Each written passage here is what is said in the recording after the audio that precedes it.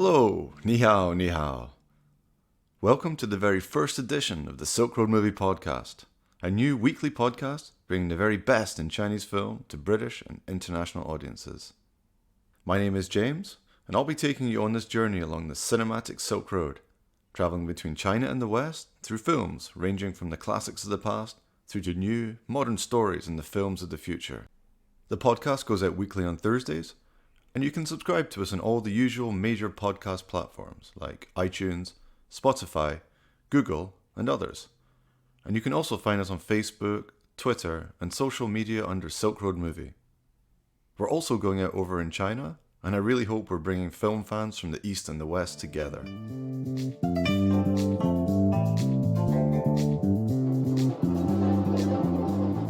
Okay, so thank you very much for joining me for this very first episode of the Silk Road Movie Podcast, and we're very, very excited to be launching.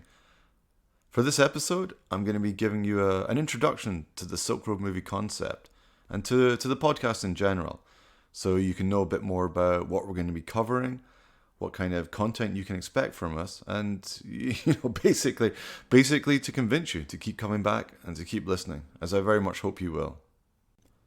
So for those of you who don't know me, and to be honest, I really hope it's not just my friends listening, my name is James Mudge, and I've been working in film for more than 15 years, and in Chinese film for more than 10 years. This has been in film festivals, programming, sales and exhibition, and most recently in film production, here in London. I spend a lot of time travelling between the UK and China, going to festivals and working on different projects, but a fun and, kind of embarrassing fact is that despite this, I'm ashamed to say that I can't really speak more than a few words of Chinese. I do have to apologise then in advance for my Chinese pronunciation, though hopefully I won't be saying too many names wrong in the coming episodes, or you probably won't know who I'm talking about.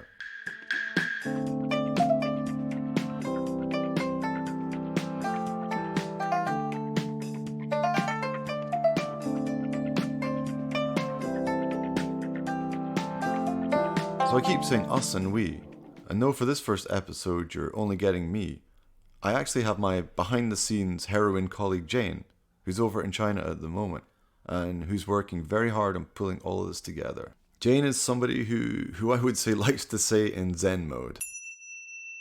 But she's also great at planning everything and keeping everything positive, keeping united in the universe, maybe because the Chinese characters for her name do actually include a word for universe. At the moment though, this is mainly in the form of helping British and Chinese people to get to know each other better and keeping me in line and keeping this podcast going. I'm sure you'll be hearing from Jane in future episodes, but she's going to say a quick hello here and now for you.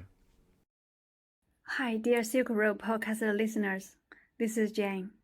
I'm at the starting point of Silk Road in Xi'an of China at the moment. On my side is a giant stone statue of a setting out tradesman group, formed by Asian Chinese and Huron foreigners. From this starting point, many told or untold legends and tales, recorded or unrecorded glories and dooms, spoken or unspoken survives and struggles, happened every day along the journey from east to west. In fact, everyone's life can be unprecedented by epic story on the road, which could be more colorful, gripping, and intriguing than any films can tell. Standing here, time seems to have never existed from ever since 2,000 years ago, and space looks to be the same one for both West and East. And at this moment, my dear colleague James is at the Silk Road podcast studio in London, recording this program. James is a man I can always trust, and I'm sure he has introduced himself a minute ago in a very James style. Okay, time gives back to James in the studio in London. And see you dear all in the future.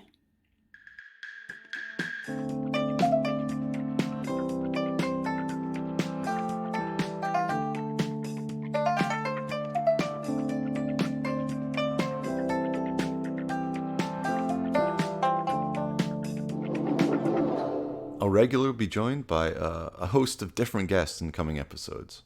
From industry colleagues through to filmmakers from China, filmmakers from the UK, and some film fans and experts. The podcast is going to be a lively and very fun forum for discussion on a wide range of film topics, with reviews on new releases, festival films, classic films, and talking about a really interesting and wide range of different aspects of the Chinese film industry. It's always great to hear from our listeners, so do get in touch via social media if you have any suggestions, any feedback.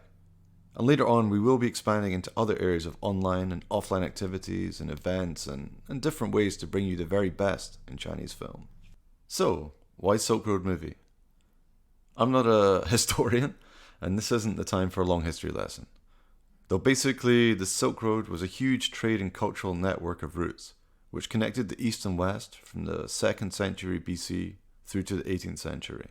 Along this road, not only silk and other goods were traded, but ideas, culture, art, music, medicine, and nowadays this would be film, and there's a lot of folk and rock bands as well. And you can kind of see this flow east to west and west to east. And yeah, I should say thank you to Jane and to Wikipedia for that information. But yeah, the Silk Road concept is still something we see today. We have the Chinese Belt and Road Initiative, and yeah, we see a lot of people in the UK and around the world becoming more and more interested in China and in Chinese culture. And I think films and cinema give a really interesting window on China and can help to bring audiences closer to China and to, an understanding of China. And that's kind of the main drive of the Silk Road Movie podcast, bringing Chinese films to British audiences and moving away from some of the stereotypes or misconceptions that film fans might have about Chinese film. Like that all Chinese films are martial arts films or kung fu films. I know, we will talk about wuxia films, martial arts films. I do love these films myself.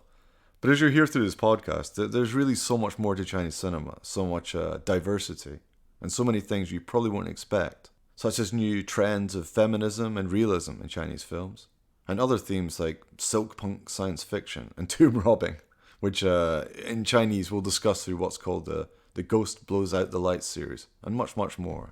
As for what actually makes a Silk Road movie, we'll be covering commercial films, art house films, indie films, and pretty much everything across a very wide spectrum of different forms, different genres. And we'll be keeping you up to date with new releases and films which are screening in UK cinemas and in China, in festivals and online. So this will see us covering recent popcorn blockbusters like Wandering Earth, The Rescue, The Bravest, Detective Chinatown, and some others which have played mainstream cinemas across the UK.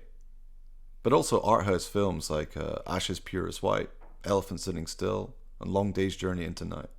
This will involve some directors you might have heard of, like Zhang Yimou or Jia Zhangke, but also a lot of new and upcoming directors who are making their first films, or who might not have made it to the West yet.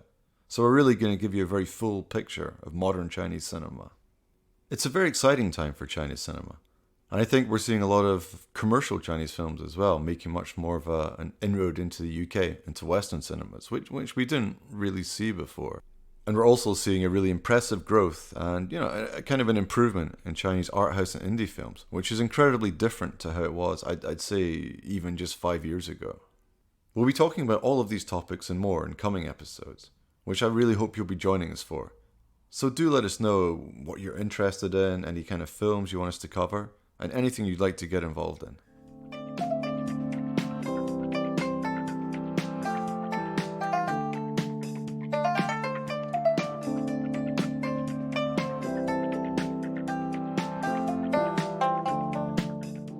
So now, with this being the very special occasion of the first episode, I'm going to talk a little bit about some of the mainland Chinese films which really got me into Chinese cinema in the first place, and some of the key Chinese films of recent years. Like a lot of Western film fans, I kind of started off watching Jackie Chan films and other martial arts films when I was a teenager, and it was a bit later on that I got into this wider range of Chinese films.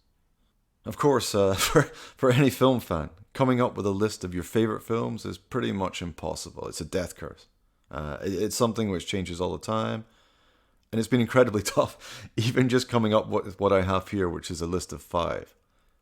So I'll say now that these films aren't necessarily my all-time, never-changing favorites, and I'll probably drop in like lots of other filmmakers' names as I go through. So don't quote me on the following. And if you run into me in a bar drinking baijiu, then I'll maybe deny this list. and I'll quite possibly give you a much longer list. Though if you're a follower of the Silk Road Movie podcast, then, I'll probably just buy you a drink anyway.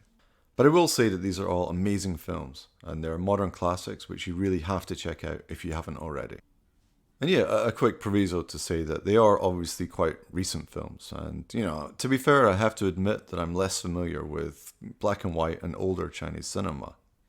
Though I would definitely suggest checking out some older classics like Spring in a Small Town and The Goddess. And so, drumroll, brrr. For the first film, I'm actually going to surprise nobody at all by choosing Farewell My Concubine, which is a 1993 film directed by Chung Kai-ge, and which stars the immortal Leslie Cheung, Zhang Fengyi, and Gong Li.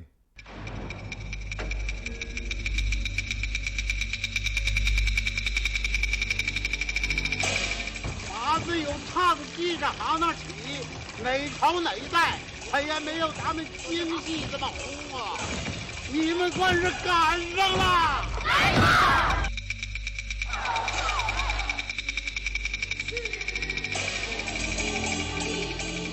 It was an adaptation of the novel by Lillian Lee, she wrote quite a lot of other classics like Rouge, Green Snake, and some great horrors which I really liked as well, like Dumplings and Tales from the Dark Part 1.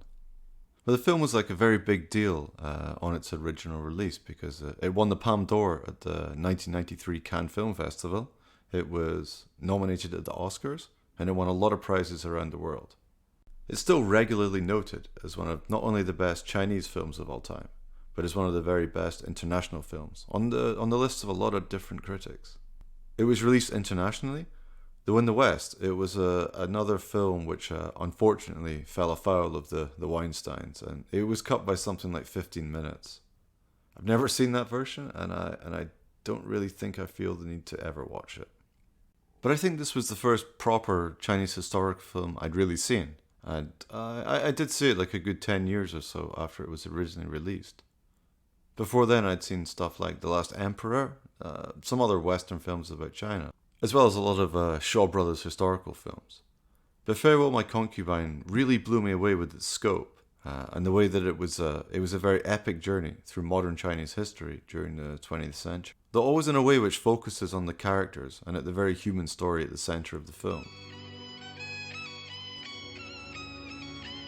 你们杀了我吧！他是个戏痴、戏民、戏疯子。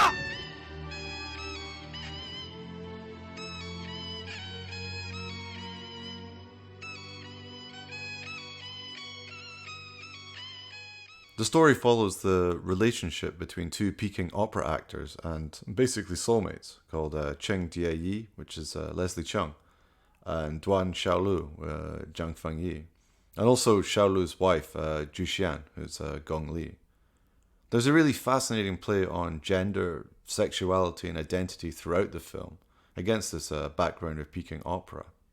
With Jie Yi having played female roles from a young age, and being in love with Xiaolu, and there's an ongoing shifting love triangle with Gong Li's character, and it's fantastic acting from all three of the leads. Chung Kai-ge doesn't pull any punches, and the film, it's not really the kind of melodrama that the plot might make it sound like. And as the characters go through the Japanese War, the Chinese Civil War, and then the Cultural Revolution, it gets dark, but it's always very believable. And in the way in which the relationship between the different characters changing is really powerful, but it is often, pretty painful to watch. It's a really beautifully made film, and in places it's kind of theatrical, reflecting the Peking opera background. But it's really epic and intimate at the same time. And I think it's quite rare to see a film from anywhere which really manages to combine this kind of historical narrative with a very deep and moving story about love and friendship like this. And it's definitely worthy of being one of the most acclaimed Chinese films of all time. And though I do like a lot of other films by Chen Kai-ge, like Emperor and the Assassin, King of the Children, and Temptress Moon, I think Farewell My Concubine is his best. I'm pretty sure we'll get back to him in a future episode and talk about his career in more detail. So second, I've chosen another film by a really key Chinese filmmaker, which is Suzhou River by Lo Ye, which was from 2000 and which stars Zhou Shen and Jia Hongsheng. 如果有一天我走了，你会像马达那样找我吗？会啊。会一直找到死吗？会。你撒谎。他说就是住在附近的一个疯子，每天都骑一辆旧的摩托车经过我的阳台，说他一直在找他以前爱过的一个女孩。Like Farewell My Concubine, Sujo River won a lot of awards around the world, including at Rotterdam and Venice, and it had a wide international reach despite having some issues being released in China. To say a bit about the plot to start with, the film takes place in this, the kind of polluted river of the title, which is near Shanghai, and it follows Jia Hongshan's character, which is Mardar, and he rides his motorcycle every day. Carrying Mo Dan, Zhou Shun's character, and she's the teenage daughter of a local criminal. Although he's in love with her, he gets caught up in a not very competent scheme to kidnap her and hold her for ransom. And the plan, not unexpectedly goes awry. Though Mo Dan, she actually throws herself into the river and drowns. He goes to jail. He comes out years later, and he encounters a nightclub entertainer who looks exactly like her. And things kind of go from there, and you can't really say too much about the plot because it's a very intense mystery. I'm a big Hitchcock fan myself, and in Sujo River I did see a lot of Hitchcock influences, including Vertigo in particular. And you can probably get Vertigo from what I've just said about the synopsis. And Vertigo is cited by a lot of critics as being the main influence on the film. And it's kind of easy to see the film as an homage, especially for some of you might get from the character names. There are quite a few very, very literal links there. But there are other Hitchcock films referenced, I think, like Rear Window and some of his other works. And this is thematically and visually. There's a lot of obsession, blurred identities, and voyeurism is really key to the film. And it mostly plays out from the perspective of a videographer, which results in a lot of handheld camera work.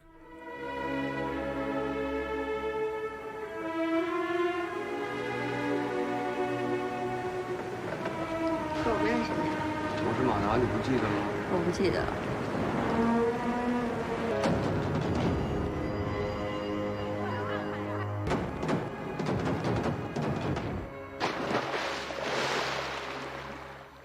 There's also some Wong Kar-wai in there, but Sujo River is very much Lo Ye's film, and for me it was kind of his version of a Chinese urban film noir. And the first time I saw it, it was just this dazzling modern take on the genre.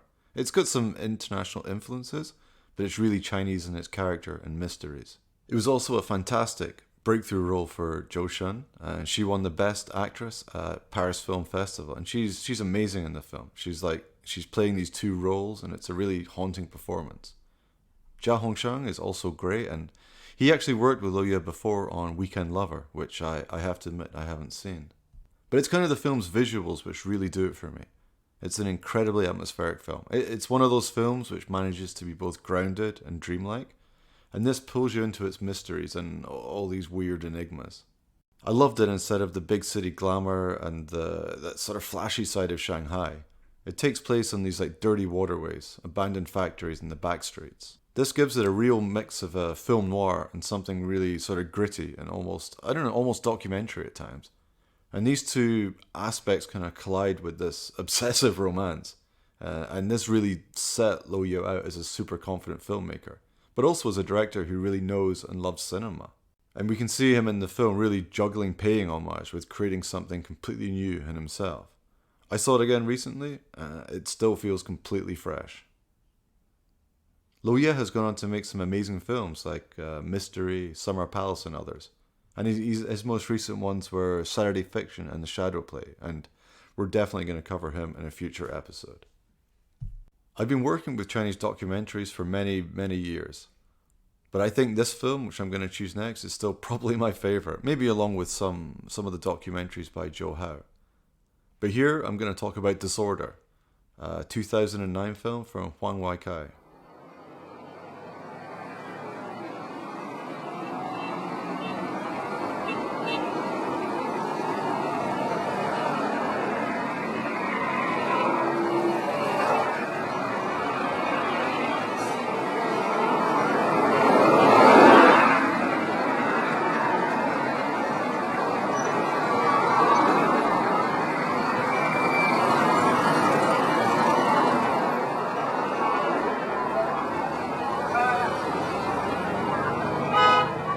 So it's not really a documentary in the traditional sense, though it was shot in Guangzhou. I've actually been to Guangzhou quite a few times, and I did meet Huang Wakai a couple of times, and we we drank sake together once, which was very cool. But for the film, he collected footage from like dozens of amateur videographers, CCTV, and other sources. I think it was like thousands of hours in the end, and he edited it together into this mad symphony in black and white. It's only an hour long, but there's so much stuff going on in the film. Like there's a water main which springs a leak, stops all the downbound traffic. Then you get all the passers-by. They stop to sort of wash in the water. They wash their cars in the water. Then you have like a guy fakes being injured in a car accident. Then the police get involved. Other motorists get involved. There's a half-dressed man who's trying to jump off a bridge after a legal problem he has. We have there's a scene with a pig just like running wild on the highway and everything. There's all these flooded streets. It's just, honestly, there's so much going on in this film. It's crazy. But what's genius about Disorder is the way Huang Wakai edits it as well, and how he creates like suggestive narratives. There's no voiceover. There's no actual narrative from Wang. It's just this chaos and the disorder of the title. But when you watch these kind of overlapping anecdotes, they start to come together and they suggest ongoing stories, and we see the characters coming backwards and forwards, and we see where their stories and their lives are going.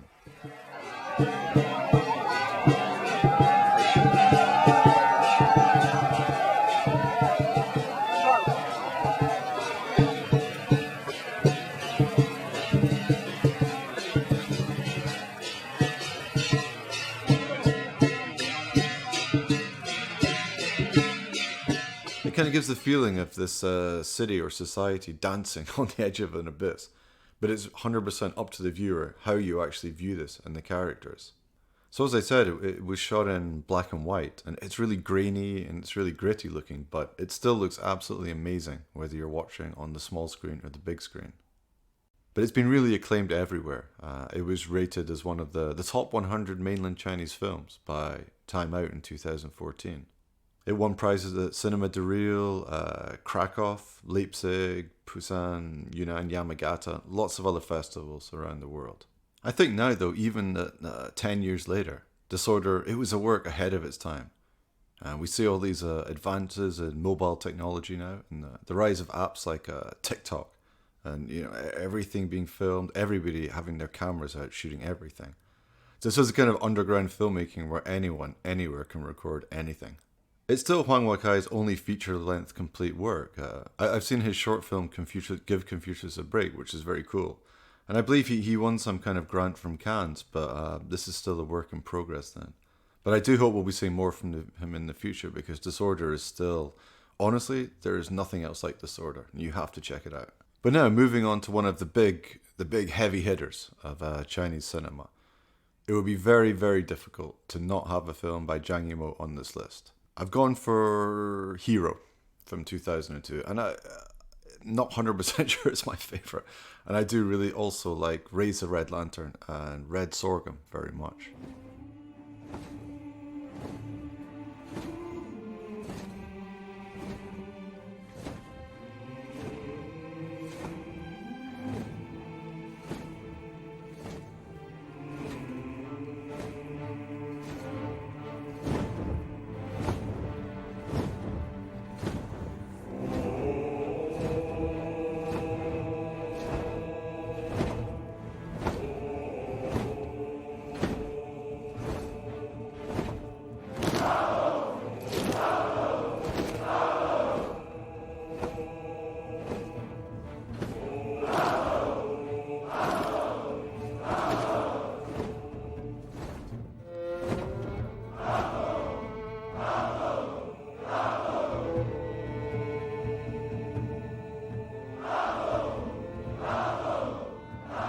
But seeing Hero on the big screen when it came out back in 2002 was a stunning experience. And I think this was one of the films which helped give Chinese films a real boost in the West. Certainly, among people of my generation. And it came out not long after Crouching Tiger, Hidden Dragon, which was a very big hit as well. But I have to say I kind of prefer Hero. It was one of the rare Chinese films to get a proper mainstream cinema release in the West, a very commercial release in all the big cinemas, released by Miramax back then, and it made over 50 million in the U.S. Maybe because it was backed by Quentin Tarantino. And it was actually the first Chinese language film which was number one in the US box office, where it was actually stayed for 2 consecutive weeks. So that's you can't undervalue how big an impact that actually had, and the kind of influence it has on a lot of people to sort of get them into this, sort of modern 21st century mainland Chinese films. The film's set in the Warring States historical period, and it's got, if you look at the cast, I mean, this cast is just one of the best casts you could probably ever have. We have like Jet Li, Tony Leung, Maggie Cheung, Zhang Yi, Donnie Yen, Cheng Jiamen. I mean, wow. I mean, as a cast, it's just flawless. And it's kind of a Rashomon style story, and it's got different perspectives. But it's basically about a very complex plan to assassinate the King of Qin. And you have all these different players, different legendary martial artists and swordspeople. And they're kind of scheming together, but it doesn't play out as expected. And it comes to this really different kind of philosophical conclusion, which I certainly didn't see coming. I remember after I saw the film and the ending, I was actually quite stunned by the ending as well.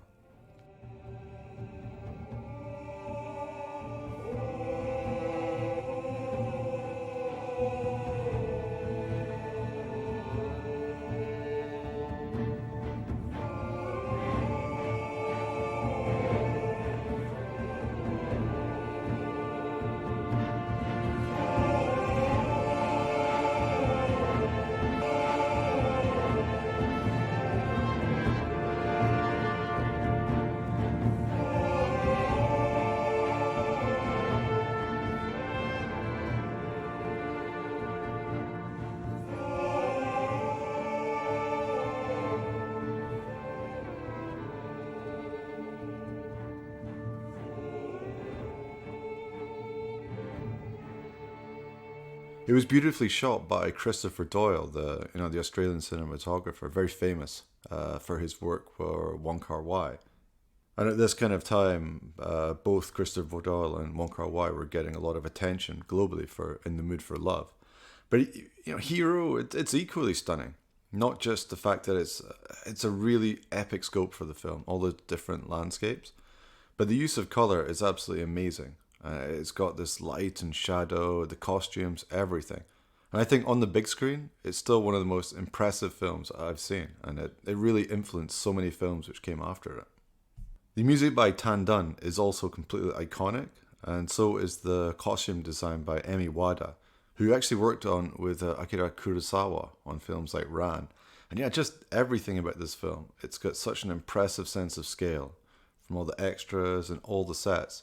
And it's got some amazing martial arts choreography by Tony Ching. And again, some of these scenes in the film, you have these slow motion duel scenes in the rain. It's just so much of this film afterwards other people copied, and it had this huge influence over all these other filmmakers. At this stage, Zhang Yimou had mainly been known for melodrama, and really good films as well. He's always been great at melodrama. Though I think Hero really showed that he could make this kind of like massive action epic. And the film won a huge number of awards and nominations around the world. And after this, he still, he did more of the same with House of Flying Daggers, which I wasn't crazy about. But Curse of the Golden Flower, which I liked. Though I think Hero is the best of this, this set of 3 films. Though his recent film Shadow is also excellent, which is available on Netflix, and which I'm sure we'll cover in a future episode, as well as his, the more films he has coming out. And so to the last film. This was a very, very hard choice, because I couldn't do this list without having one film from Jia Zhangke. And we'll be covering him in more depth in a future episode. But this had to be a toss-up between some of his classics, like Pickpocket, Platform, everything. But in the end, I chose the 2013 film A Touch of Sin. And I think this was mainly because, like Hero, how much of an impact it had on Western audiences and introducing more recent audiences, and kind of non art house and academic audiences to his films and to mainland cinema. And also, I think because it's much more of an incendiary and shocking film that a lot of people might expect to have come from China and from such a established director.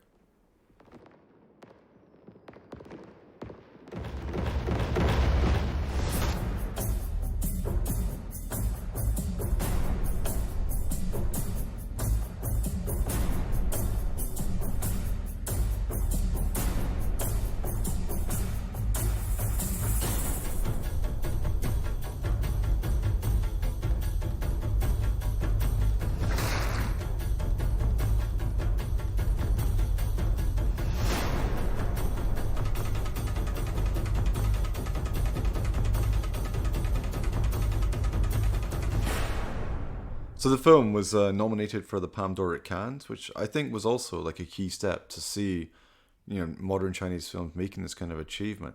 And it won the Best Screenplay Award at Cannes. It was also won a lot of awards and nominated for a lot of other awards at festivals around the world. It's got a great cast of top Chinese actors, including his wife and his regular collaborator Zhao Tao, along with Zhang Wu and Wang Baoxing, others who we'll definitely be covering in future episodes. The plot is basically 4 stories, and they all take part in different parts of China. And it takes current day social issues and events in China. It's kind of torn from the headlines. But it mixes them in a really, really interesting way with like traditional wuxia stories and themes. And apparently you can get maybe from the title kind of a nod to King Hu's A Touch of Zen. But at the same time, that there's a lot of other things going on there, and there's really like a feel of a spaghetti western in places. The stories take place in a mix of rural and urban areas, and so we have like a really furious miner who goes on a rampage against the corrupt head of his company. Another, we have a migrant worker who returns home for his mother's birthday. A young kid from the rural provinces who can only work in a factory where he's just being exploited. Then we also go to like a brothel, and we follow like a massage parlor receptionist. But I think Touch of Sin is quite different to Jia Zhangke's earlier works, which were a lot more kind of like documentary style films, really grounded realism. Where Touch of Sin, it is very violent, but all the films kind of basically, they revolve around acts of brutality. And all the characters, we see them kind of being pushed to extremes by their circumstances.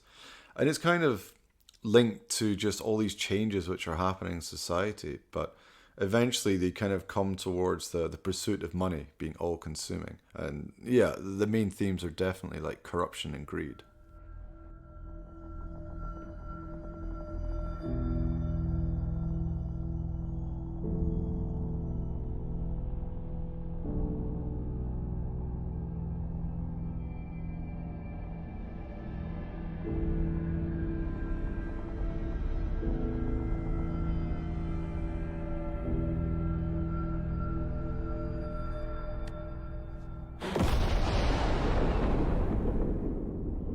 I really like the way Jia Zhangke handles this kind of a multi-thread narrative.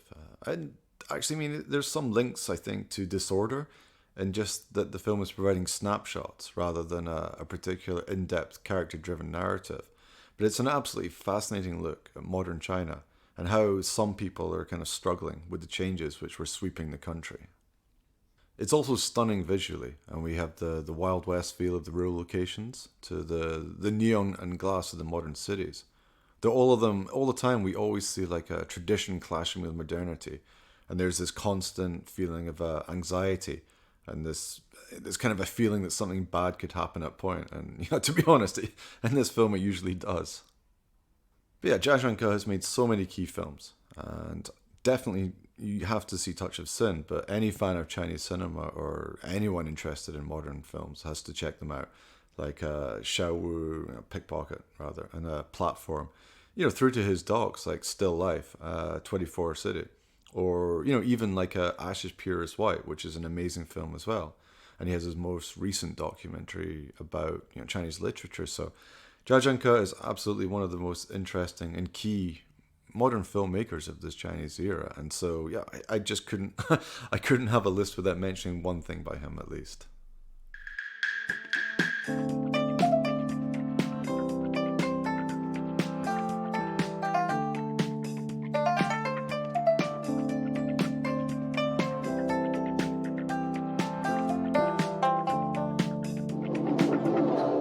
Well, so if you don't mind, I'm gonna cheat a little. And though we've had the 5, I'm still gonna throw in a few extra ones here, just because these are very, very key films as well, and very important films. So, from the filmmaker Lu Chan, we have Mountain Patrol and The City of Life and Death. I mean, City of Life and Death in particular. The film about Nanjing. It's shot in black and white. It's a breathtaking film. It's amazingly powerful and amazingly painful. We'll definitely be covering those later. I'm going to mention John Woo. Obviously, I love his Hong Kong films, but Red Cliff I particularly enjoyed as a 2-part, big budget, incredibly epic, Chinese warring states again history film. It's very, very amazing. I can't not mention Jiang Wan. We have to say, like, in Heat of the Sun Also Rises. And of course, the amazing Devils on the Doorstep, which is another black and white Second World War film. Feng Shaogang's another filmmaker we'll come back to. Probably my favorite. Cell Phone or A World Without Thieves. I have to toss a coin between the two. Li Yang's Blind Shaft. Very hard-hitting, very gritty film. Zhang Yang. We're going to definitely get back to him as well. And I'm going to mention Shower, although I really like his documentaries too.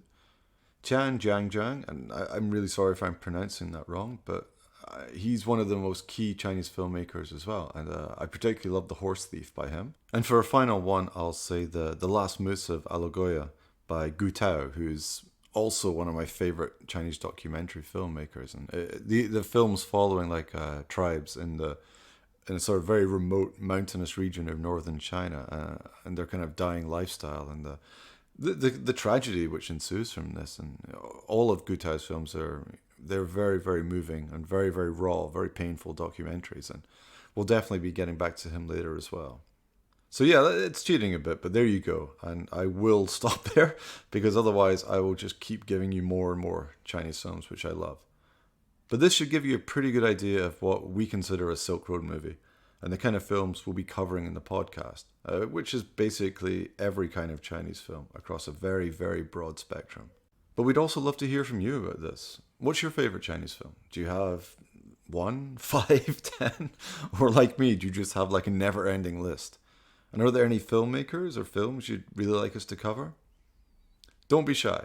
Drop us a line, follow us on social media, tell us what you're looking for, and I'm sure we can cover it for you.